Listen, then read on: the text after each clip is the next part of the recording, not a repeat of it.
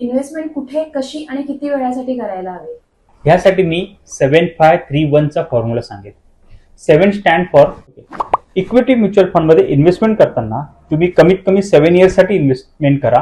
कारण हिस्टॉरिकली जो 7 इयर्स पर्यंत इन्व्हेस्टर राहिलाय त्याचे रिटर्न्स निगेटिव्ह गेलेले दिसत नाही.